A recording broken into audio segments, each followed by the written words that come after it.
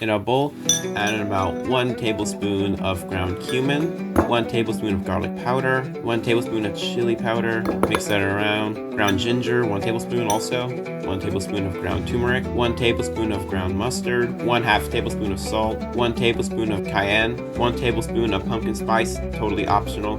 It's just for a Thanksgiving special. With 1 tablespoon of garam masala, mix that around also. Get a pestle and mortar, crush up some coriander seeds. Oh shoot, I spilled some coriander seeds. Not to worry, I got a solution for that. Simply just pick up all your coriander seeds. Just simply throw it away. Kidding, I never use such a horrible thing. Just grind them up again. A little extra won't hurt. So this is our spice blend over here, and it should be good to go. No. Sprinkle some MSG. Go ahead, go. Everybody want you to do that. Okay. Add about 1/4 tablespoon of MSG and just mix that around also. I love adding MSG. I don't have anything against it. Even if it's not good for me, I still love it. A little bit won't hurt you. It'll be fine. Let's get the beef prepared. Now let's gotta move on with the beef. Start cutting up your chuck roast, and you see these white lines over here? Yes, that is fat.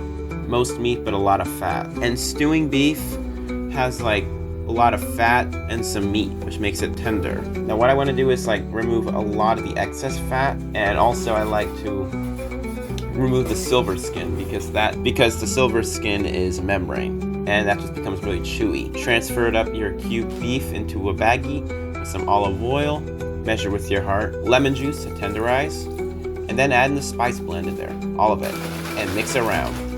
Add some honey for sweetener, and a little more lemon juice. Keep mixing. So, we got our beef marinated for about overnight, or maybe a little more, but this is the best part. And also, the meat should be nice and tender, and they should also be nice and flavorized also. So, let's begin.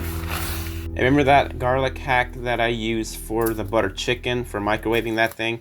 Well, microwave for about 30 seconds, and they should really peel off easily. Like, you wouldn't even need a break of sweat. Add salt, roughly chop them, and turn them into minced garlic. Get your tagine. Here's a Moroccan tagine. They've been around for, like, say, the 16th century, and came from Morocco, and you can find them in other Mediterranean African countries like Tunisia, Libya, Algeria, mostly in Morocco. And this is like your portable stove. Has a cone shape, and it's not just for style.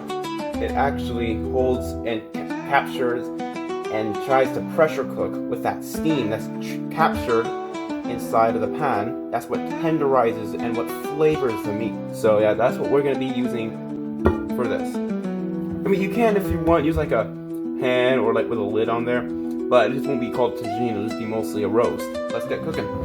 Get about at least 5 tomatoes.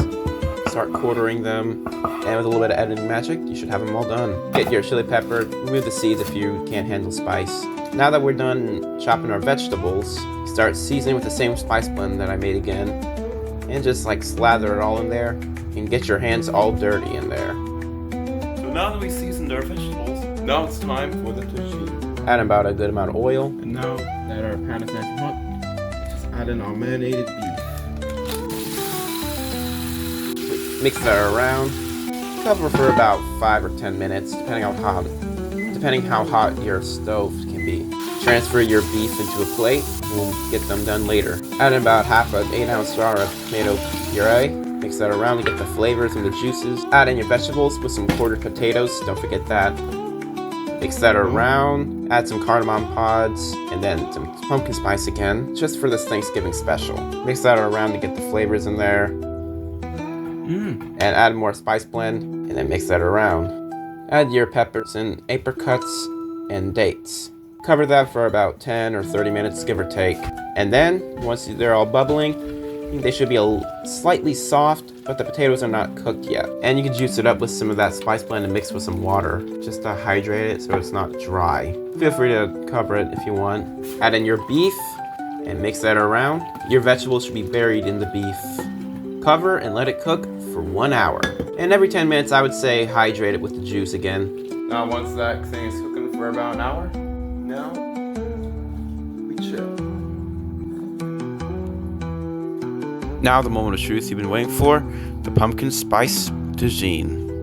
Get yourself a plate of couscous, wake it up with some boiling water till it's al dente, and mix that around, and grease it up with some olive oil, and mix around also. Keep plating yourself up, and then enjoy.